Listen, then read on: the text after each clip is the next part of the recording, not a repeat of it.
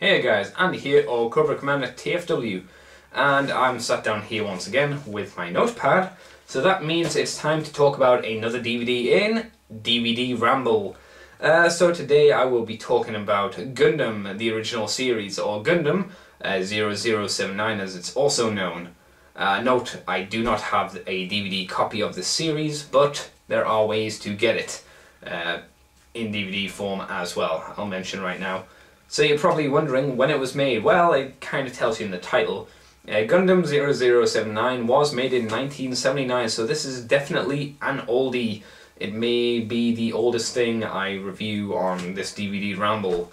I'm not sure, haven't really decided yet, but it is definitely old and it definitely shows its age. It has 42 episodes to it, and you know, that's quite a lot of commitment if you are not too keen on this kind of thing. Even if you are, it can feel a bit of a long struggle, but I'll get on to that. So, I'm sure some of you who've never heard of Gundam are probably wondering, okay Andy, so what's Gundam 0079 all about? Well, I will give you the briefest of descriptions as I possibly can, given the basis that it's 42 episodes. The basic idea is humanity has reached out into the stars and populated it to some degree with space colonies. These space colonies are... I'm not sure whether they're really oppressed by the Earth Federation, as they're called, but they're not happy about it for the most part. And so one of them breaks apart and calls itself the Principality of Zeon. These are our antagonists for the stories. For the story, I should say. Stories, in fairness, because it continues on to quite a few of the Gundam stuff, but then again, we're looking at this one at the moment. So they declare independence, and surprisingly, they want to rule the Earth and, you know, be free. And they drop a colony onto the Earth after a war which ravages both Earth and, you know, this ensuing conflict damages a lot of both sides. So the Earth has to decide, right, we need some kind of weapon to end this war before we lose any more people. This is where our main character's father comes into play, who I can't remember, but the main character is called Amuro Ray. His father creates the gun tank, the gun cannon, and the Gundam. Or Gundam, depending how you want to say it, but this is obviously where Gundam is, or comes from anyway. It comes from Amuro's dad.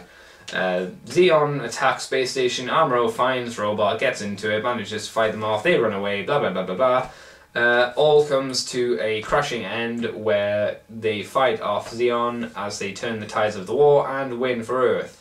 Spoilers, but come on, you didn't see that coming, did you? It's 1979, of course the hero's going to win and there's not going to be a huge amount of twists and turns anyway. But yeah, for the most part that is the general look at the story. However, let us talk about some of the animation points here, because I've got three categories. We've got animation, which I'll talk about now, we've got stupid moments, the bits that piss me off. Then we've got good to awesome moments, and then I'll just round it off. So, animation. For 1979, it's actually not too bad.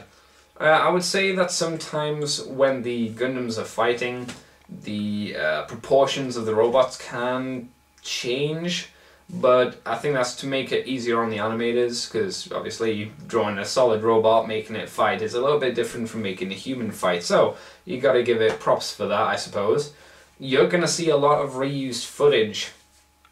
But then again, 1979, I have to keep mentioning it, it was prone to do that. Transformers did it, a lot of other stuff did it, some stuff still does it to some degree, whether it's stock footage or whatever.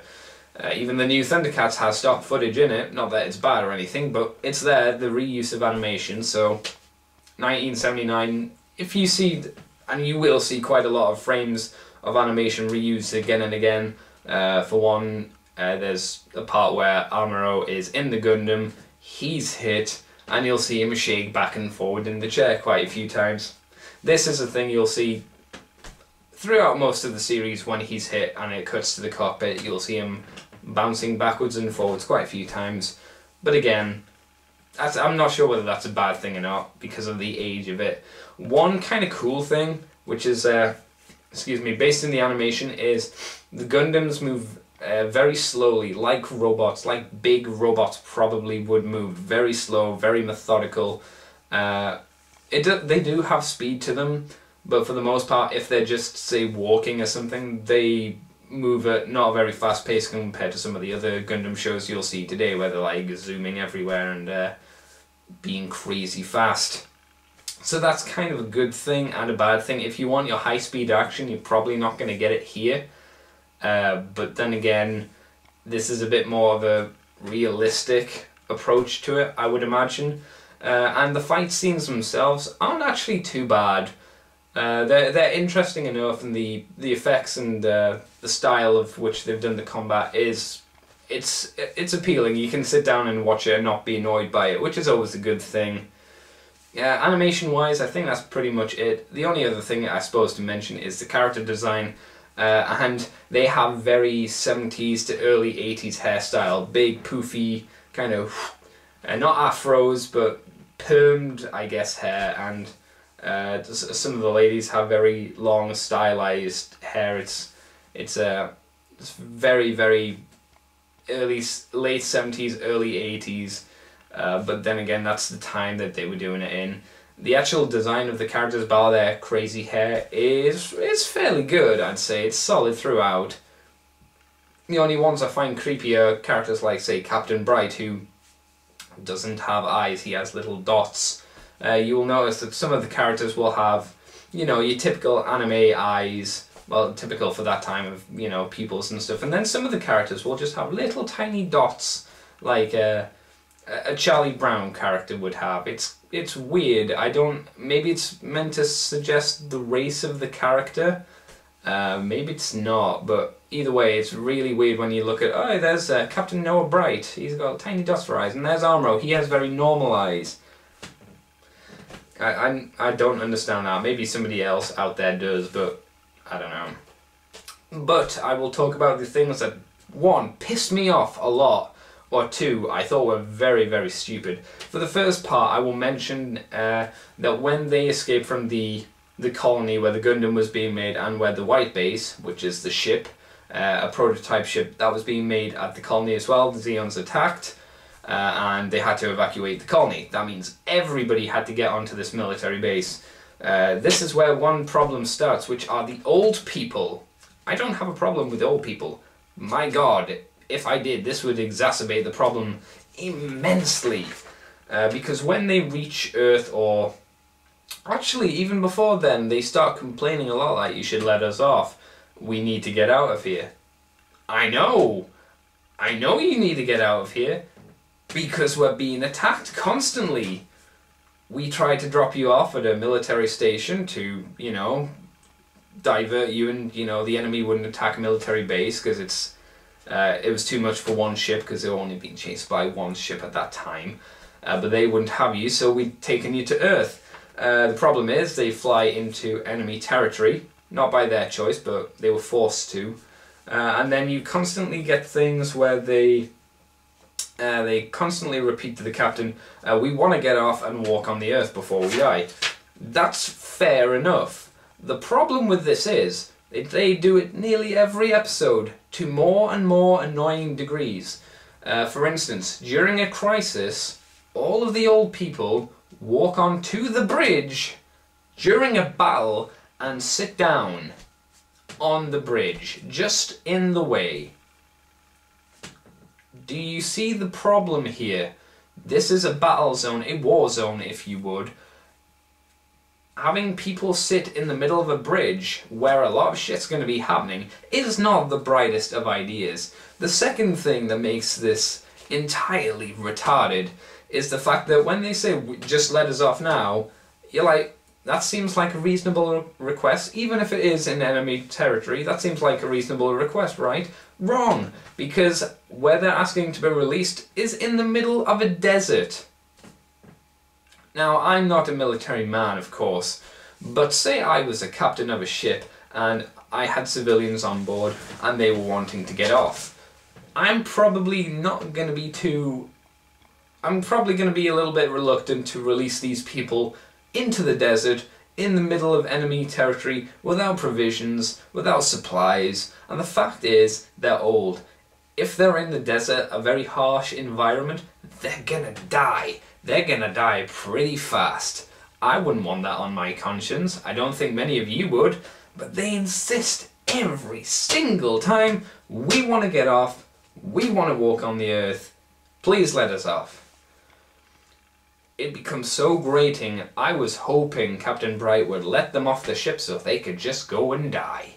My God, they deserved it. One other example was when they landed, when the White Base landed because of damage to the ship, the old people broke out of the ship, believe it or not.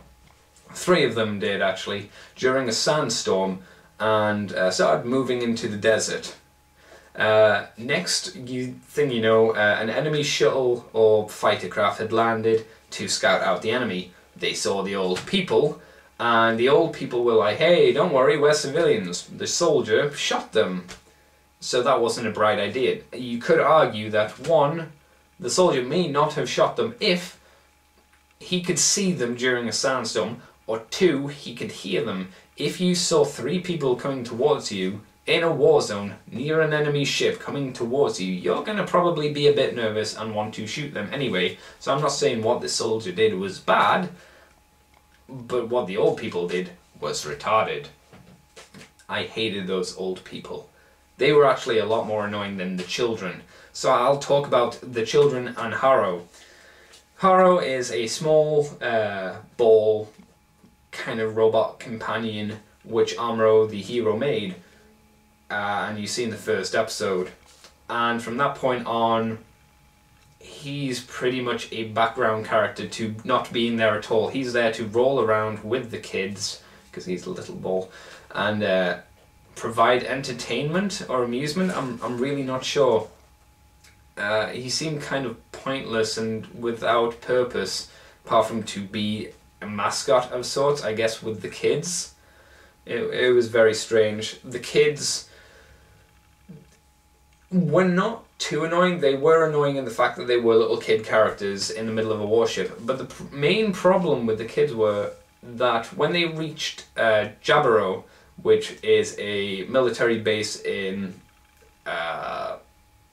Africa, where the Earth, it's one of the Earth Federation's main bases. They reach there and they've got a nursery and area for the kids.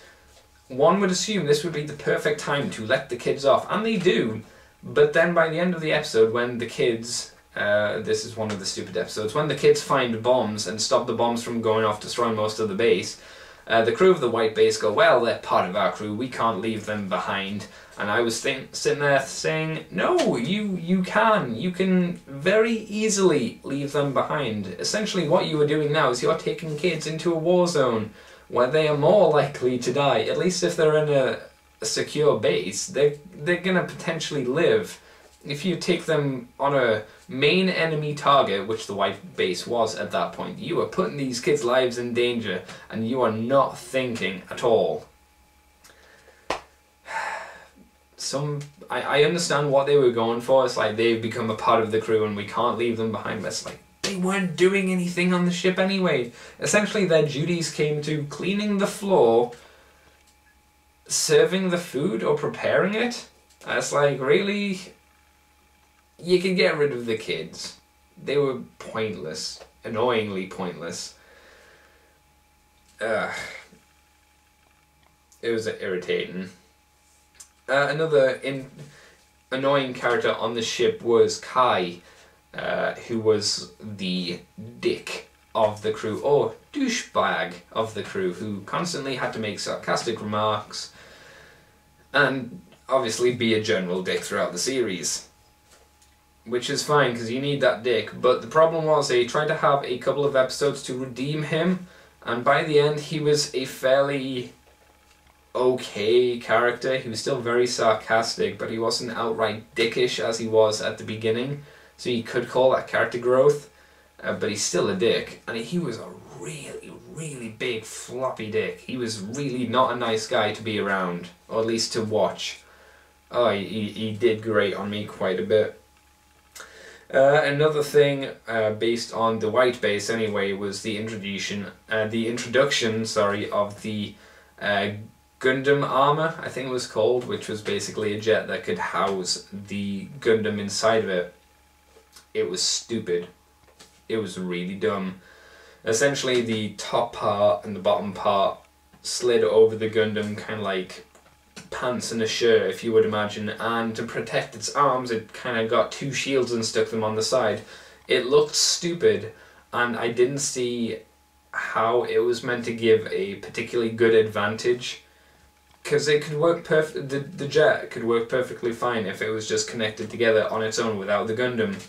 I didn't see the point in combining with the Gundam. It didn't seem to upgrade the firepower, it didn't seem to upgrade its defenses, it just seemed to be there for no point, and the Gundam could ride on top of the jet anyway. So again, if it was for mobility, why did it combine when there seemed to be no reason for it? Maybe people out there know. I couldn't figure it out. I just thought it was ridiculously retarded, unfortunately.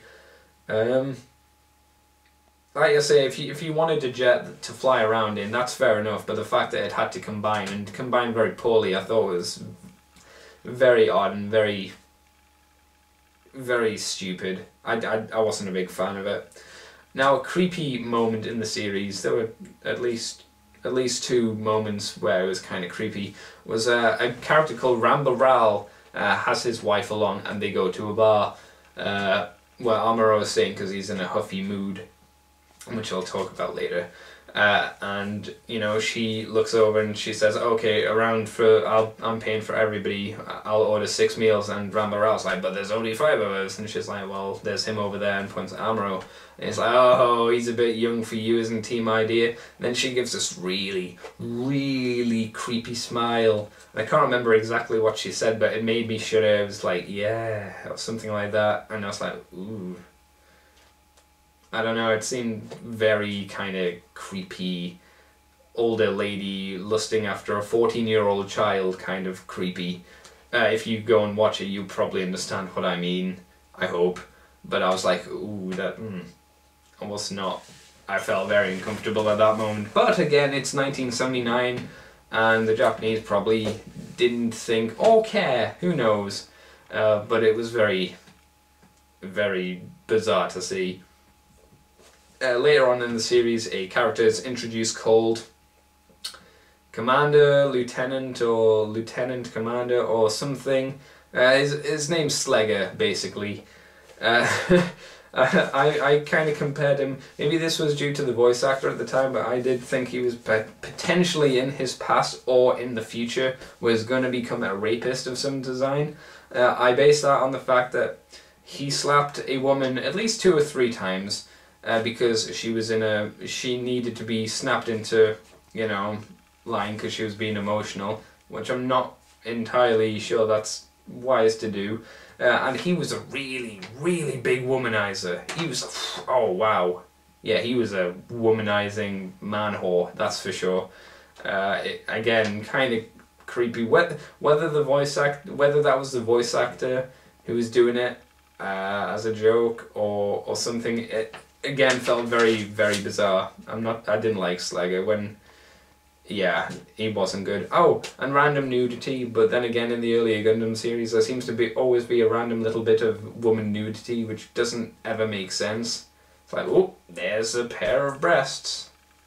It only happens once, but there they are. 1 episode, not long. It's totally unnecessary. It doesn't need to be there. Why was it even there? I don't know.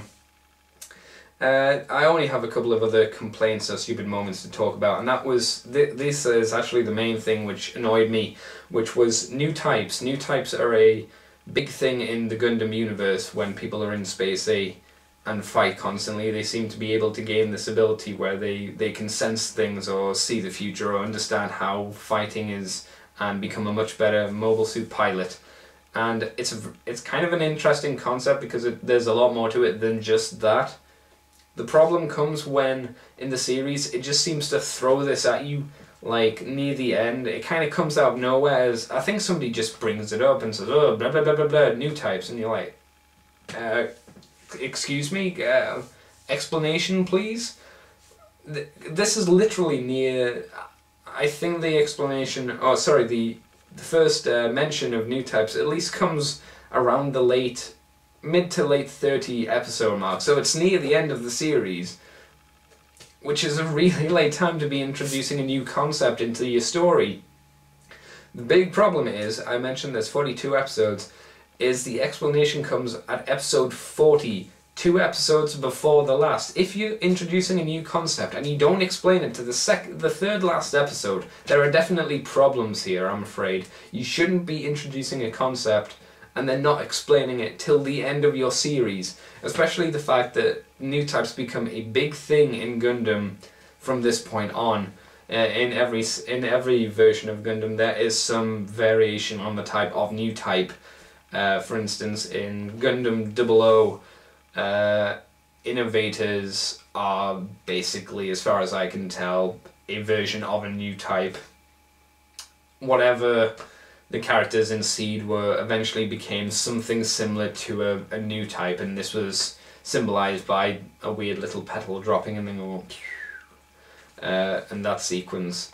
Again, if you've seen Seed, you'll know what I mean, but it's like you'll watch this and you go, okay, I want to know more about a Newtype. It tells you and you're like, I still feel they have screwed me out of some information, or they haven't fully explained what's going on here. That did annoy me, because I was like, okay, I'm going to really learn now what Newtypes are, because it's the first series. They're going to sit me down, hold my hand basically and say, Newtypes, here it is. And I felt they didn't really do that too well. That's really all of the stupidity or annoying moments I had personally throughout the series. Now I'll move on to the awesome, good to awesome, or things I generally liked about it. As you'll know, some Japanese shows like to have their angsty characters where they're wah wah wah, cry, cut. I hate war, blah. Seed is a really terrible example of this. I hated Gundam Seed. Most of the characters in that, I don't want to fight. Why are we fighting? Why are we fighting? We shouldn't be fighting. Wah wah wah. I hate war. Wah wah wah. And the problem is, it continues on to Seed Destiny with some slight new characters doing the same crap as the characters did in Seed. In this, it does start around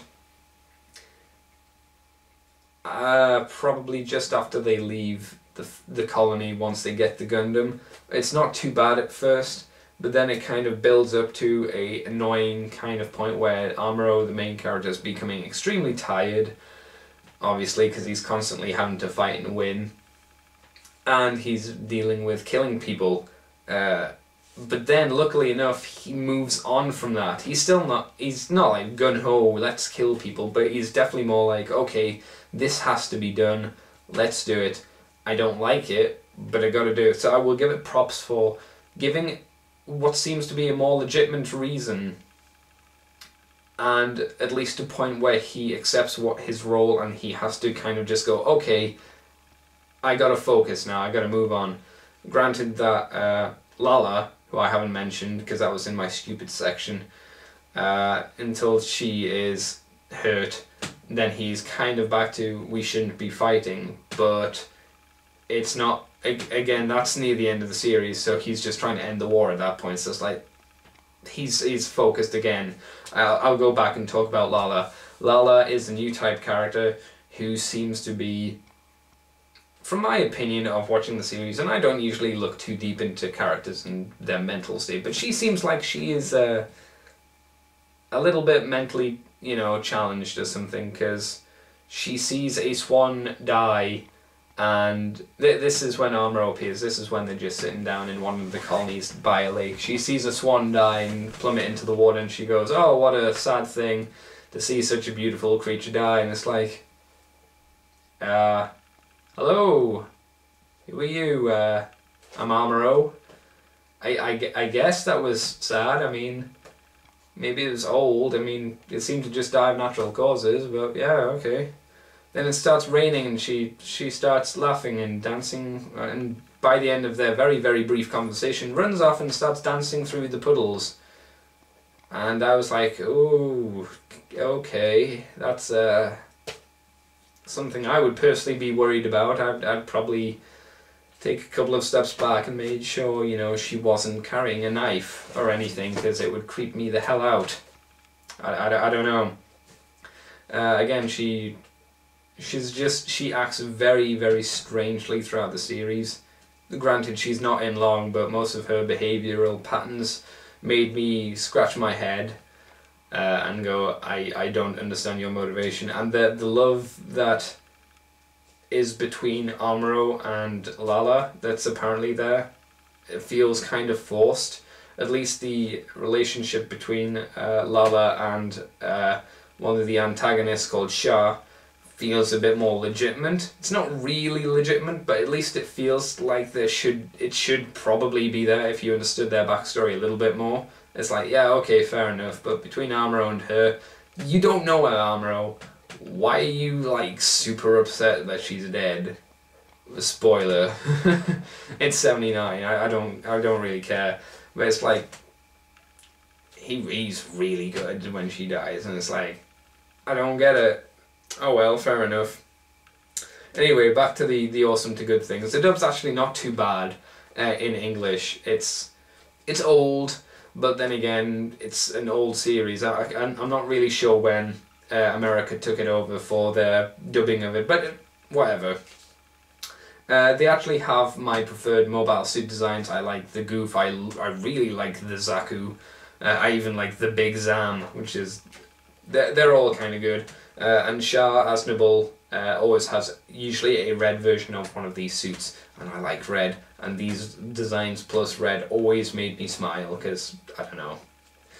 The story between Shah and Sailor is actually really good, but needed more to it. It seemed to finish kind of quickly, and there wasn't much to it. It's like, here's a bit of information, episode, here's a tiny bit more development, episode, that kind of thing. Would have been nice if it felt a bit more connected and there was a bit more impact to it. It just seemed to end, unfortunately. Shah Aznable, great character, I like him a lot. He's one of my top Gundam characters, and like I say, he always has really awesome mobile suits. And if you're not sold on Shah Aznable, I guess this might be a spoiler, but it's a really cool spoiler to know and see. Near the end of the series, Shah shoots a rocket at somebody's head. They're inside the spaceship, and he shoots a rocket at them. The rocket hits the window, goes through, hits their head, and their head explodes, and then takes out the entire ship. When that happened, I didn't suspect it, and I was like, holy crap! Oh my god, it was fantastic. It looked great, and it was just so out of the blue as well. I didn't see it coming. It blew my mind and made me smile and laugh and replayed the scene like 3 or 4 times, because I was like, oh my god, I didn't see that coming. Jesus. Well, I really like that bit. So basically now, is it worth watching? I'm not entirely sure. And why I say that is because there is a movie compilation of the series. There are 3 movies, and apparently they do this for quite a few of the Gundam series. 3 movies compiled down the 42 episodes. I haven't watched it, but if they were edited together correctly, and maybe added some stuff, maybe not, could work a lot better than the series, because there's a lot of crap in there which you could easily cut out and throw away, and it's just... there wasn't needed. So, you know, if they'd done that right, I'd say go watch the movies, on the basis that Gundam is one of the big things in Japan. It's huge. It's insane how much the Japanese love Gundam. And on that basis alone, you should probably watch it for that if you're ever interested in the Japanese culture, or even just anime in general. It's worth a watch for that reason. It is old. You will probably, if you watch the actual series, go, oh, there are some episodes which really try your patience. But for the most part, it's an okay series. Like I say, if you like Gundam, you kind of have to watch it because it is the first one. It's like being a Transformers fan, you kind of have to watch Generation 1 just because it was the first, and you need to see where it came from. You need to see that history. Another example, it's like watching Steamboat Willie. You need to see where Mickey Mouse is today and where he began. So that's really my thoughts on Gundam 79. I hope this video was somewhat entertaining. If you, again, continue to like these little things, I will do another DVD Ramble on something, I don't know what. I'm in the process of watching Gundam Wing at the moment, but I'm not sure whether I want to go there or do something else. But anyway, thank you guys for watching. Let me know if this was at all entertaining, and I will see you next time for probably a Japanu Toy Zoo, because I have some ideas for what I'm going to do next, which is to fulfill a promise I made to you a good couple of months ago. So, until then people, see you later.